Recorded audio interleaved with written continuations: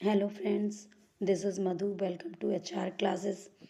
आज हम बात करेंगे विलियम शेक्सपियर की ट्रेजेडी के साथ साथ ये सबसे लॉन्गेस्ट प्ले भी है और 4 ग्रेट ट्रेजेडी में से लॉन्गेस्ट ट्रेजेडी भी है, जिसका नाम है हैमलेट।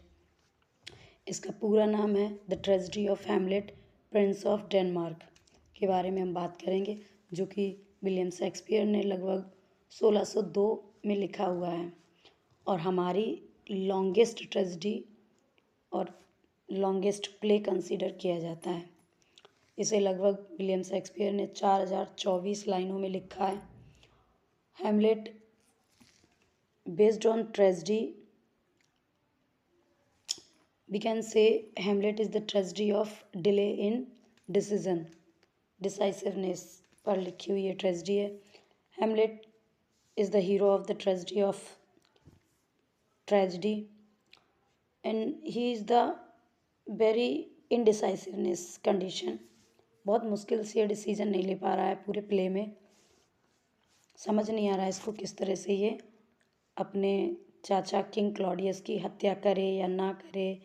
बहुत सारी इसने सॉलिलोकीज भी बोली हैं और ये मेकिंग डिसीजन डिले दिखाया जाता है। T.S. एलियट ने भी इसे आर्टिस्टिक फेलियर कहा है। चलिए अब हम इस पे एक नज़र डालते हैं। इसका फुल टाइटल है the tragedy of Hamlet prince of Denmark. इसको पब्लिश कराने के लिए the exact date of when it was written is not known, but experts estimate that it must have been penned between 1599 and 1602।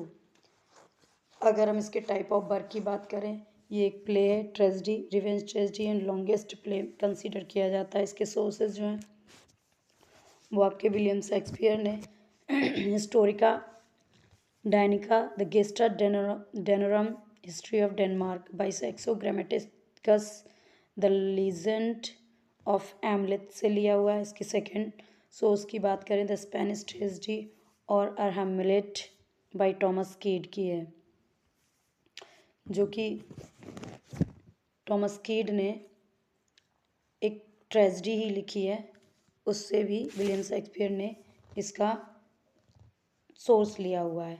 अब हम बात करेंगे character की। तो हैमलेट कैरेक्टर में सबसे पहले नंबर का अगर हम कैरेक्टर देखते हैं तो वो द गोस्ट है। गोस्ट द किंग हैमलेट, जो प्रिंस हैमलेट है उसके फादर किंग हैमलेट है, किंग हैमलेट का ही गोस्ट है। The ghost claims to be Hamlet's dead father, former king of Denmark, also named Hamlet. तो जो हैमलेट है उसके पिता का नाम भी हैमलेट रहता है, जो कि डेनमार्क के फॉर्मर किंग रह चुके हैं। वो ऐसा कंसीडर करते हैं, बताते हैं एज अ गोस्ट कि वो खुद अपनी मौत से नहीं मरे। ही appeared as a ghost in the first scene of the play. Infirmary Hamlet and others that he was murdered by his brother Claudius, who poured poison into his ear while he slept।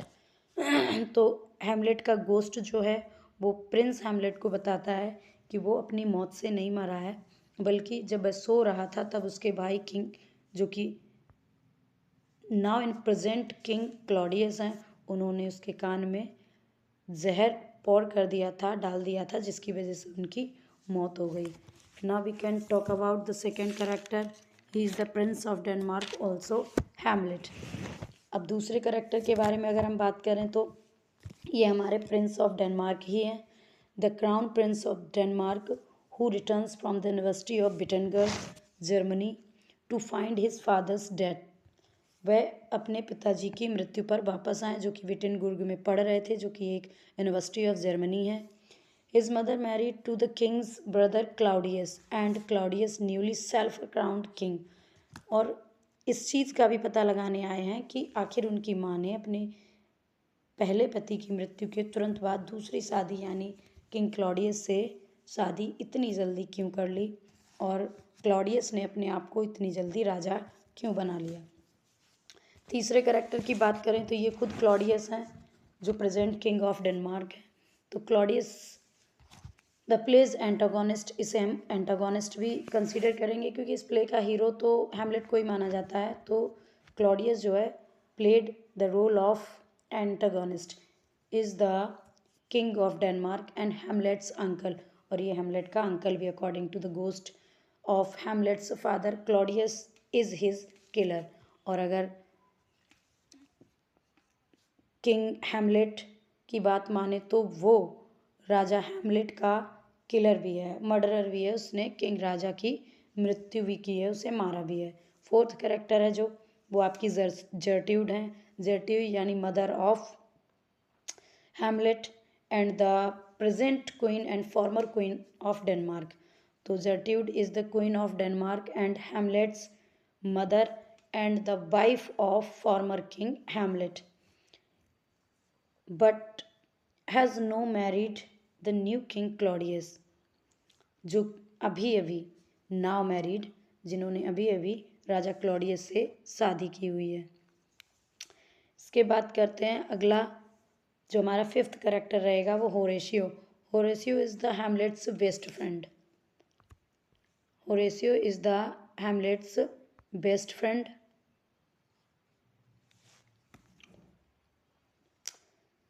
and confident.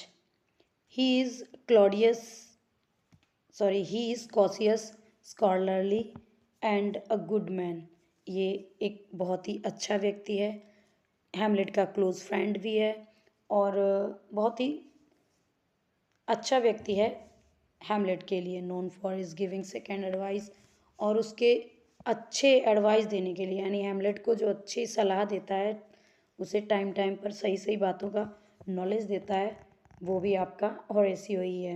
As Hamlet lies dying at the end of the play, जबकि play के अंत में Hamlet मर रहा होता है, तो Horatio considered suicide. Horatio भी कहता है कि मैं भी अब सुसाइड कर लेता हूँ, मैं भी तुम्हारे साथ ही मरूंगा। But Hamlet convinced him to lie on and tell the story to the world, और तब उसे हैमलेट रोकता है कि होरेशियो तुम्हें नहीं मरना है, तुम्हें इस पूरी कहानी को पूरे संसार को बताना है कि हैमलेट ने अपने आप को कैसे मरते हुए देखा था, या हैमलेट की मौत किस प्रकार से हुई है। अगले करेक्टर की बात करेंगे तो वो पोलोनियस हैं। Polonius is the main adviser to Claudius as known as the land chamberlains. जो आपका पोलोनियस है वो क्लॉडियस किंग है, उनका मुख्य सलाहकार है, साथ ही साथ ही is the father of Ophelia and Laertes. जो पोलोनियस है वो ओफेलिया, आगे नेक्स्ट करेक्टर आएगा ओफेलिया, और लियर्टीज इसके दो बच्चे, ये उनका पिता भी है। Now next character is Ophelia. Ophelia is the Polonius daughter and Hamlet's lover. Ophelia इस प्ले में हमको दिखाई देगी, जो कि हैमलेट की लवर है, प्रिंस हैमलेट की लवर है और पोलोनियस की डॉटर है। नेक्स्ट करेक्टर की अगर बात करें तो लियर्टीज है। लियर्टीज पोलोनियस का सन है एंड ओफेलियाज ब्रदर है। अगला करेक्टर हमारा है Fortinbras. Fortinbras is the prince of neighbouring kingdom Norway. जो फोर्टीन ब्रास हैं वो प्रिंस हैं, जो कि पड़ोसी राज्य है, देश है नॉर्वे, उसके प्रिंस हैं। His father was killed by Hamlet's father, और जो इसके पिता की मृत्यु है, या हैमलेट प्रिंस हैमलेट के पिता किंग हैमलेट ने फोर्टीन ब्रास के पिता की हत्या कर दी थी। And Fortinbras looking for revenge, और इस प्रकार से फोर्टीन ब्रास जो है वो रिवेंज यानी कि बदला लेने के लिए डेनमार्क आया हुआ है। Fortinbras arrives in Denmark just as the climax is reached, और फोर्टीन ब्रास जो है वो तब पहुंचता है या उसके पहुंचने पर ही प्ले में क्लाइमैक्स आता है। At Hamlet's recommendation and due to the distance connection Fortinbras becomes next king of Denmark. और चूंकि जब हैमलेट भी मर गया, किंग क्लॉडियस भी मर गया, जर्ट्यूड भी मर गई, फाइनली इन द प्ले सारे करेक्टर्स जो रहेंगे, जर्ट्यूड, किंग क्लॉडियस, प्रिंस आपके हैमलेट, लियटीस, लगभग सभी जब मर जाएंगे तो उसके बाद 14 ब्रासी है जिसको अंत में डेनमार्क का भी राजा बनाया जाता है। अगला जो आपका करेक्टर है वो रोजनक्रेंट्ज़ है और गिल्डस्टेन्स है, जो कि दोनों ही हैं वो एक एक्वाइंटेंस हैं of the Hamlet who are looked to spy on the young prince in order to figure the cause of his madness। ये तो ऐसे इसके साथ के मित्र ही हैं जो कि इसका पीछा करते हैं जानने की या जानने की कोशिश करते हैं कि इसके पागल होने का। बीच बीच में प्ले में बताएंगे कि हैमलेट किस तरह से पागलों की तरह रिएक्ट करेगा, किस तरह से पागल बन जाएगा। तो उस पागलपन को जानने के लिए, उस पागलपन के कारण को जानने के लिए इन दो लोगों को हायर किया जाता है कि इसके पागलपन का कारण पता करिए। दूसरा आपका जो नेक्स्ट है वॉल्टीमेंट एंड कॉर्नेलियस। कॉर्नेलियस जो है they are the courtiers at Claudius court. Claudius के कोर्ट में ये दो कॉर्टियर्स हैं जो कि कोर्ट में कॉर्टियर्स का काम करते हैं। अगले दो करेक्टर्स हैं आपके मार्सलस एंड बर्नार्डो। तो Bernardo and Marcellus guard the castle of the Elsinore. Elsinore का जो किला है उस किला को गार्ड करने वाले ये दो गार्ड्स हैं जिनको सबसे पहले गोस्ट दिखाई देता है। द गोस्ट ऑफ हैमलेट जो है किंग हैमलेट है वो सबसे पहले इन्हीं दो गार्ड्स को दिखाई देगा। Now we can talk about the important books on Hamlet. Hamlet पर कुछ इम्पोर्टेंट बुक्स लिखी गई उनके बारे में हम कुछ थोड़ी सी बातें करेंगे। Hamlet and Oedipus by Ernest Jones. Ernest Jones के द्वारा एक किताब लिखी गई जिसका नाम है हैमलेट एंड ओडिपस। दूसरा आपके टी.एस. इलियट हैं जिन्हें आप बहुत अच्छी तरह से जानते होंगे, 19th सेंचुरी के प्रोमिनेंट राइटर भी कह सकते हैं इन्हें। हैमलेट एंड हिज प्रॉब्लम्स इन्होंने एक किताब लिखी है जिसमें इन्होंने बताया हुआ है। For Hamlet T S. Eliot use the term objective correlative, और इन्होंने इसके बारे में ये भी कहा है Hamlet is an artistic failure and Macbeth is an artistic success. इन्होंने अपनी किताब में हैमलेट को आर्टिस्टिक फेलियर बताया है जबकि मैकबेथ को आर्टिस्टिक सक्सेस बताया है। और ये भी कहा है Hamlet is the Mona Lisa in literature, a work that is interesting but not a work of art. Art के लिए ये अच्छा नहीं है लेकिन ये लिटरेचर में मोनालिसा है लेकिन ये वर्क में आर्टफुल नहीं है। तीसरा देखते हैं Hamlet is the tragedy of revenge. भाई ये तो बिल्कुल ठीक है, Hamlet is the tragedy of revenge. John Dryden ने इसे रिवेंज की ट्रेजेडी कहा है। इसके बाद फोर्थ है आपका Hamlet is the tragedy of novel in action while Othello is the tragedy of novel action. Doctor Samuel Johnson ने इसे कहा है कि tragedy in of novel in action, क्योंकि आप देखेंगे इसमें पूरा प्ले जब आप डिटेल में पढ़ेंगे तो आप पाएंगे कि हैमलेट हमेशा यही सोचते रहता है कि कब राजा को मारना है, कब किंग क्लॉडियस को मारना है, मारूं कि ना मारूं, कि कब मारूं, इस वक्त मारता हूं तो ये हो जाएगा, पूजा करते वक्त मारता हूं तो ये स्वर्ग पहुंच जाएगा। इतनी सारी चीज़ों को सोचते सोचते बहुत लंबा डिले कर देता है। तो डॉक्टर सैमुअल जॉनसन ने इसे एक इस कोट पे एक बुक भी लिख दिया है, Hamlet is the tragedy of novel in action while Othello is the tragedy of novel action. Othello भी विलियम शेक्सपियर की एक ग्रेट ट्रेजेडी में से एक है। नाउ अगर बात करें next, Hamlet is the tragedy of delay bye Matthew Arnold. Matthew Arnold ने भी बता दिया है कि जो हैमलेट ट्रेजेडी है वो डिले की है, इसमें डिले ही होता रहता है, बातों को टाला ही जाता रहता है, आगे आगे खींचते ही चले जाते हैं। अगला है Hamlet is the tragedy of reflection by ST. Coleridge. ST. Coleridge ने भी इस पे कहा है कि जो हैमलेट है वो ट्रेजेडी है, काहे की रिफ्लेक्शन की ट्रेजेडी है। अगला है Hamlet is wavering between two worlds and he loses his life by Matthew Arnold. Matthew Arnold ने कहा है कि हैमलेट जो है वो दो चीज़ों के बीच में उलझा रहता है और इस तरह से वो अपनी पूरी लाइफ को, पूरी ज़िंदगी को बर्बाद कर देता है। अब हैमलेट पर कुछ इम्पोर्टेंट कोट्स कहे गए हैं, हम उन कोट्स के बारे में बात करते हैं। हम इसे डिटेल में इसलिए नहीं पढ़ रहे हैं क्योंकि हम इस पर एट अ ग्लांस कर रहे हैं, हम सिर्फ एक नज़र में देख रहे हैं कि इसका इम्पोर्टेंट क्या फैक्ट है, क्या क्या हमारे एग्ज़ाम पॉइंट ऑफ व्यू से मेन है जो आ सकता है एग्ज़ाम में, हम सिर्फ उसके बारे में ही बात करेंगे।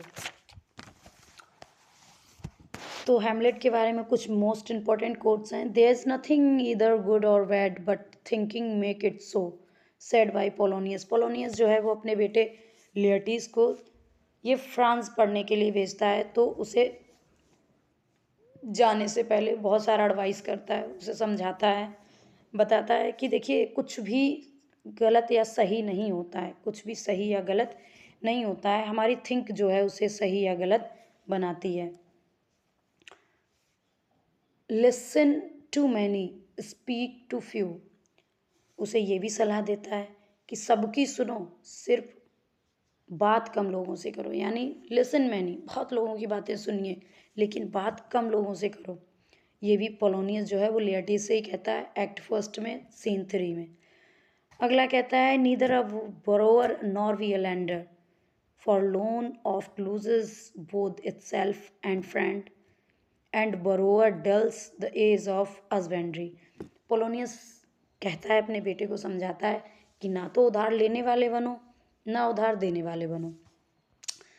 अगर आप उधार लेने वाले बनते हो तो आप रिश्ते भी खो देते हो, अपने मित्र को भी खो देते हो, और अगर देने वाले बनते हो तो लोन तो जाएगा ही, यानी मनी तो आपका जाएगा जाएगा, साथ में आपका मित्र भी जाएगा।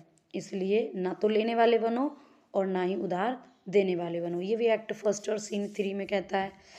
अगला कोट है frailty the name is woman, Hamlet refers to जर्ट्यूड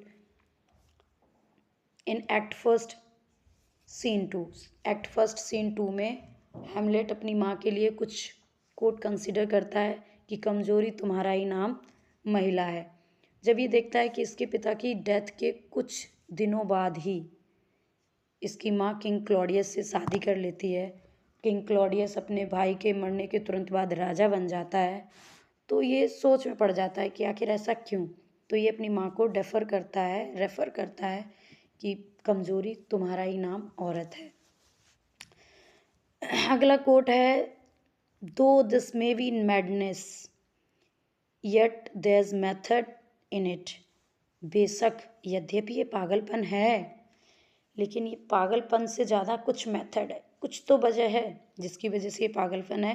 Polonius ऐसा गैस करता है किस एक्ट सेकंड सीन सेकंड में, किसके लिए, हैमलेट के लिए। अगला है what is the piece of work is man. ये हैमलेट कहता है कि वाह इंसान भी क्या काम है, मतलब क्या चीज़ बनाई है भगवान ने, इंसान जैसी कोई चीज़ बना दी है। अगला है for us almost can change the stamp of nature and master even the devil or throw him out with wondrous potency. Hamlet Gertrude के लिए कहता है एक्ट थर्ड में सीन 4 में। अगला है be wary then best safety lies in fear, youth to itself रिवेल though none else near, Laertes to Ophelia. Ophelia इसे वॉर्न करती है, सॉरी लियटीज अपनी सिस्टर ओफेलिया को वॉर्न करता है एक्ट फर्स्ट सीन 3 में। अगला the time is out of joint O cursed spite I was born in set it right, Hamlet says act first scene second की time is out of joint O cursed spite I was born to set it right, शायद मैं पैदा ही हुआ हूँ सब कुछ ठीक करने के लिए। Something is rotten in the state of Denmark, Marcellus to Horatio. जो मार्सलस है, मार्सलस अभी हमने पिछले जो करेक्टर्स की बात की उसमें बात की है कि ये गार्ड है द कैसल ऑफ इल्सनोर में ये गार्ड है, और ये होरेसियो से कहता है कि something is rotten in the state of Denmark में कुछ तो खिचड़ी पक रही है। There need no ghost, my lord come from the gate to tell in this. Horatio Hamlet से कहता है कि my lord there need no ghost, किसी आत्मा भूत वूत की ज़रूरत नहीं है। एक्ट फर्स्ट सीन फिफ्थ में होरेसियो जो है वो हैमलेट से कहता है। बाकी के बच्चे कुछ कोट्स हम नेक्स्ट वीडियो में बात करेंगे। अगर आपके point of view of exam के लिए अगर आपको ज़रा भी हेल्पफुल लगता है ये वीडियो, तो please share, subscribe and like it. Thanks.